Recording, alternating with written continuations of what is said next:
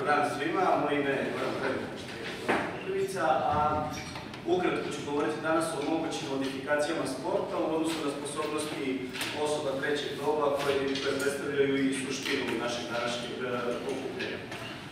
Kao što je već poznato, Svjetska zdravstvena organizacija je prepoznala neke ugrožene kategorije građana, među kojima je posebno izdvojila osobe trećeg doba, a u odnosu na ugroženu kategoriju dala i svoju definiciju, gde starenje smatraju jednom biološkom stvarnošću koja ima sopstvenu dinamiku daleko izvan ljudske kontrole.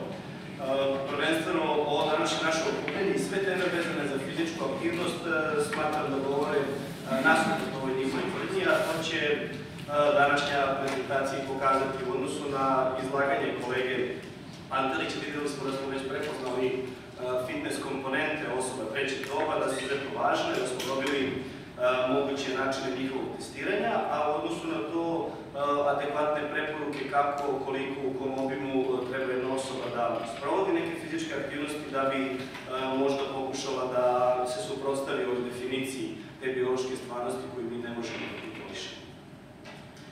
Naime, moramo krenuti od osnovne preporuke da svaka osoba preko 60 godina života treba minimum 60 minuta dnevno da sprovodi dnevno fizičke aktivnosti kako bi se zadovoljila minimum svojih potreba za kretanje. Koji su ciljevi vežbanja za osobe trećeg doba?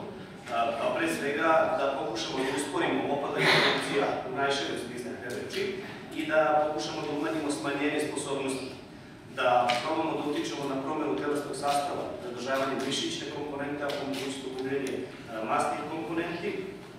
Jako važno, dosta je bilo izlagača pre mene koji su bavili očuvanjem mentalne higijene, kognicije i uopšte društvene prisutnosti osoba trećeg doba, odnosno vežbanjem da zadržimo funkciju, da zaustavimo sarkopeniju u najvećoj mogućoj meri, osteoporozu i drugi veliki broj nezaraznih hroničnih oboljenja osoba trećeg doba.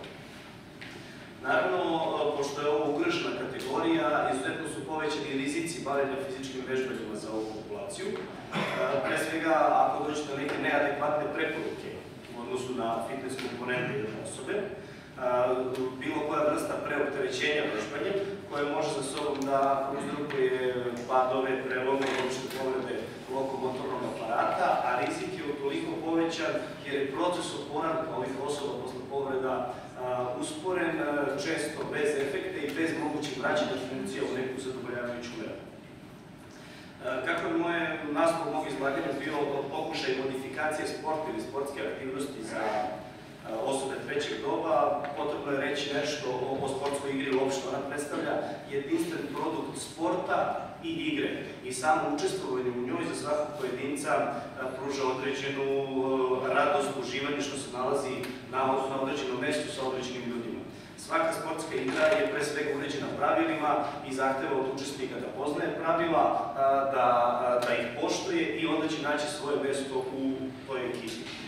Što se tiče samih pravila, sve poznate stvari, naravno ograničenje u smislu broja igrača, vrste rekvizita, vremenskih ograničenja, dimenzija terena koje se koriste, način započinjanja igre, seta, poena, kako poen da postignem ili kako da ostvarim neku prednost za svoju ekipu, koji su to pozicije igrača, njihova dozvoljena kretanja i saradnje međusobno igrača istog tima, kakva je uloga sudije za sprovođenje i kontrolu tih pravila i naravno kako doći do pobede u određenoj sportskoj igri.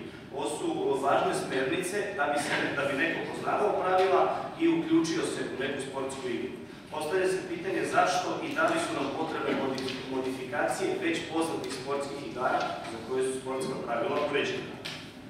Pa pre svega osnovni cilj je prilagoditi učesnika, prilagoditi osobi trećeg doba da nađe svoje mesto u nekoj ekipi, da ga pokrenemo na aktivno učestvovanje, odnosno, mi to volimo da kažemo, publika nam nije potrebna. Modifikacijom želimo da publiku uključimo, ne trebaju nam aplauzi, treba nam njihovo zadovoljstvo posle boravka u jednoj takvoj aktivnosti. Jako je važno napomenuti da ove moguće modifikacije predstavljaju osnove većine programa koje su razvijene za osobe trećeg doba. Većina modifikacija su nastale sa tom potrebom, sa tim ciljem. Važno je da napomenemo da mi na fakultetu obraćamo dovoljnu pažnju na to, to je za usmerante rekreacije jedan poseban blok nastave, čitavu platformu tih modifikacija modifikacije razvijamo sa studentima, prikazujući njima do kojih zaključka smo mi došli, a njima ostavljajući prostor da daju neke nove svoje ideje. I naravno iz tih modifikacija danas smo svedoci da se razvio veliki broj novih sportskih disciplina, prvenstveno za osobe trećeg doba.